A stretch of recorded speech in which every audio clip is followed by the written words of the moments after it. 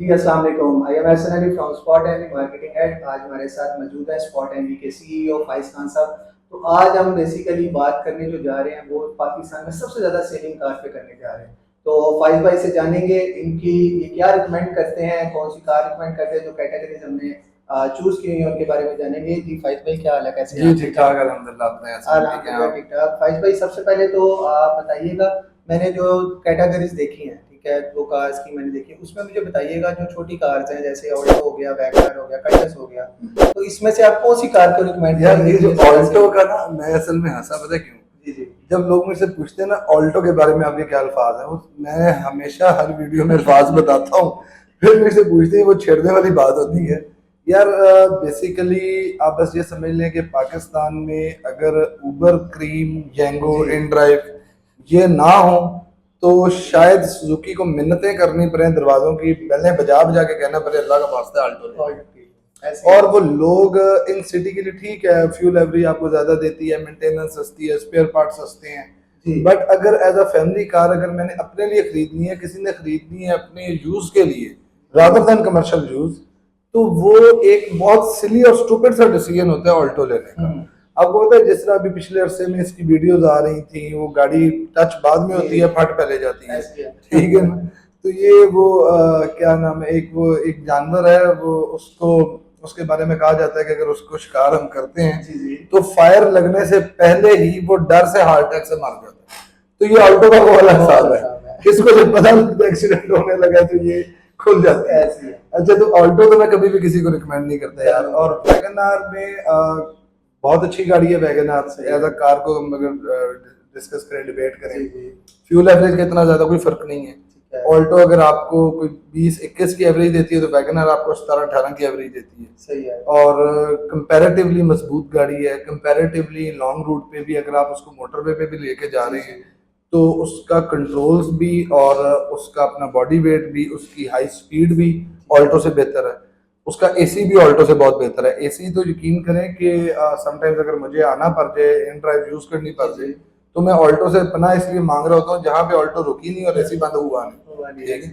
तो जब आप कंपेयर करेंगे ऑल्टो को और वैगन आर को तो 1000 times I will go with Wagon are.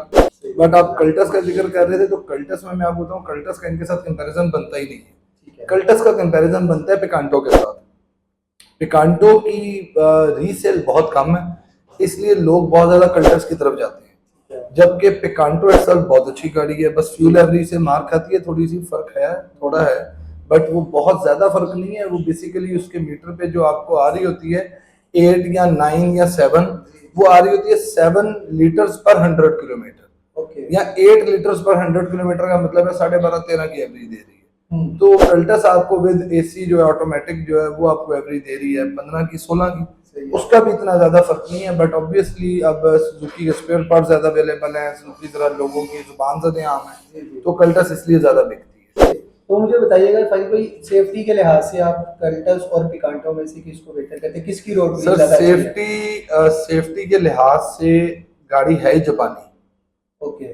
ठीक है ना? मैं कल्टस को बेहतर कहता हूँ, ना मैं ऑल्टो को बेहतर कहता हूँ, ना मैं वैगन आर को बेहतर कहता हूँ। सही हो गया। When you are comparing them with Japanese cars, आपको उनमें एयर बैग्स मिलते हैं, 7-7 एयर बैग है, 6-6 एयर बैग्स हैं। और उसके बाद देखें, मैं आपने तो क्वेश्चन किया था ना कि सबसे रीसेल कौन सी गाड़ी हो रही है, जो आपने रिसर्च की और आप मार्केट में जो देखते हैं। उसके अलावा अगर आप मुझसे रिकमेंडेशन लेते तो मैं आपको 1000 टाइम्स कहता है यार अब जापानी वैगन आर ले लो, आप जापानी होंडा N1 ले लो, आप जापानी कस्टम ले लो, आप जापानी मूव ले लो, आप मीरा ले लो।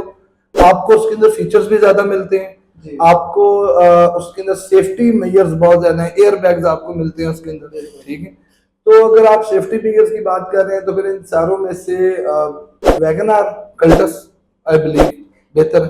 फैज भाई आप बिल्कुल ठीक कह रहे हैं कि जैपनीज कार्स को आप कहते हैं, तो हमारी जो दो देखने वाले हैं इनको थोड़ा सा रिकमेंड करिए कि ये क्यों फिर उसी साइड पे उन्हीं कार्स की तरफ ज्यादा सेल कर रहे होते हैं और इन्हीं को बाय कर रहे होते हैं ज्यादा।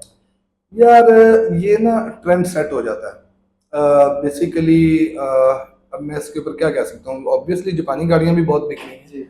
होंडा N1 मेरा ख्याल है बहुत ज्यादा बिकती है, कस्टम जो है मूव बहुत ज्यादा बिकती है, ये सारी गाड़ियां बिक रही हैं। बट ज्यादा ये बिक रही है, एक ट्रेंड सेट हो गया है। अब आप मुझसे अगर ये सवाल करेंगे कि ऐसा क्या कमाल हुआ है कि 1980s में वो मेहरान की एक शक्ल आई थी और वो 2019 तक वही शक्ल वही चलती चल है रही है ऐसी। और वो 2019 में बंद होगी और फिर भी हमारे यहाँ पे एक हाँ जी। स्पेशल लोग हैं वो अभी तक ढूंढ रहे होते हैं यार मेहरान में एग्जैक्ट ऐसी है। ट्रेंड सेट होने की चीज है, बात है कि यार जुबान से ध्यान हो जाती है यार, ऑल्टो ली थी बड़ी अच्छी गाड़ी है जी, ठीक है ऐसी है।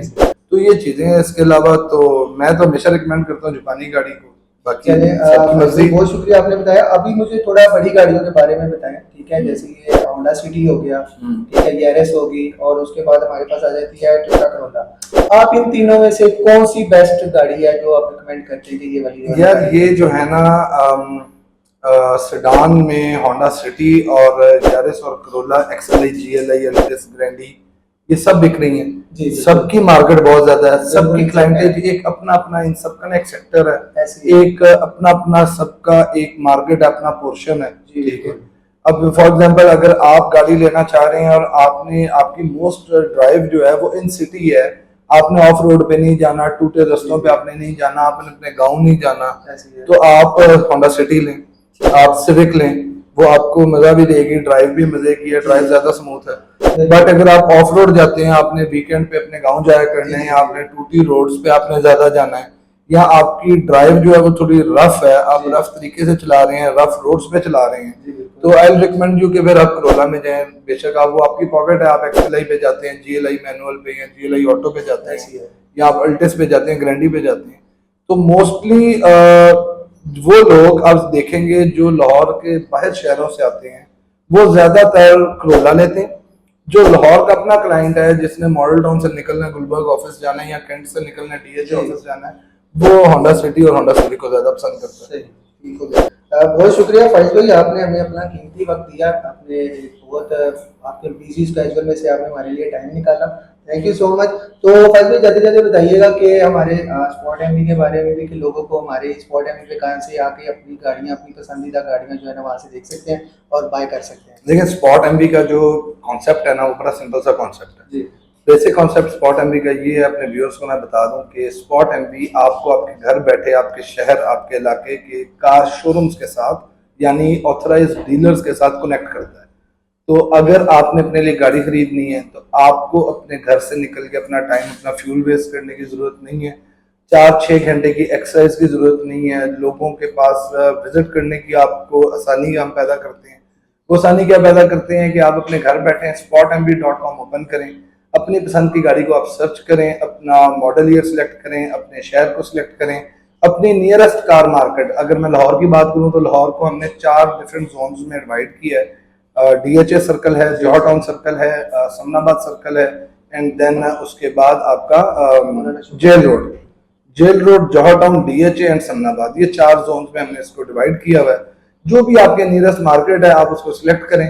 आपके सामने जो गाड़ियों की लिस्टिंग आएगी वो 2 किस्म की गाड़ियां होंगी, या तो फिर वो गाड़ी वो होगी जो आपके नियरेस्ट शोरूम पे अवेलेबल होगी, सेकेंडली वो गाड़ी होगी जो स्पॉट एमवी के वर्चुअल शोरूम पे विजिबल होगी।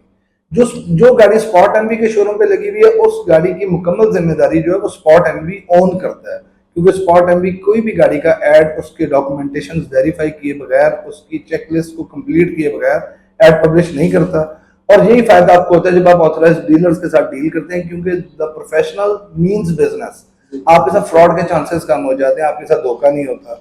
सो अगर आपने अपने लिए गाड़ी खरीदनी है spotmv.com पर जाएं, अपनी गाड़ी पसंद करें, अपने डीलर यानी सेलर से कांटेक्ट करें, अपने शोरूम की गूगल लोकेशन हासिल करें, आप अपनी डील फिक्स करें, क्रैक करें डील, और ये सारा कुछ आप अपने घर बैठे कर सकते हैं। सिर्फ गाड़ी लेने के लिए एक विजिट करें, गूगल लोकेशन भी आपको इसी प्लेटफॉर्म से मिल जाती है, शोरूम पे जाएं, डील फाइनलाइज करें, टेस्ट ड्राइव करें, गाड़ी लेके घर आ जाए।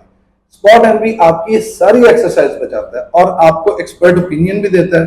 कोई भी गाड़ी खरीदनी हो उसके लिए आप अपनी गाड़ी की इंस्पेक्शन भी बुक करवा सकते हैं, आप ऑप्शन शीट भी वेरीफाई करवा सकते हैं, and most importantly Spot MV आपको एक और सर्विस प्रोवाइड कर रहा है। हसन भाई मैं इनको बता दूं आपके व्यूअर्स को सबको, वो सर्विस क्या है, एक्सपर्ट ओपिनियन की। आप कहीं से कोई भी गाड़ी परचेज कर रहे हैं, ख्वाह स्पॉट एमवी से कर रहे हैं या किसी और प्लेटफॉर्म से कर रहे हैं, तो आप हमारी टीम से राब्ता करके एक्सपर्ट ओपिनियन ले सकते हैं कि जो गाड़ी आप परचेज कर रहे हैं उसकी कंडीशन के मुताबिक उसकी क्या प्राइस और उसकी क्या वैल्यू होनी चाहिए। ये सारी सर्विसेज आपके लिए हम प्रोवाइड कर रहे हैं। What you need to do is घर बैठे गर्मी से बचें, स्पॉट एम विजिट करें और अपने लिए गाड़ी खरीदें। बहुत Thank you. शुक्रिया फाइज भाई, बहुत शुक्रिया Thank you so आपका, much. आपने अपना Nice टाइम of दिया you. कीमती वक्त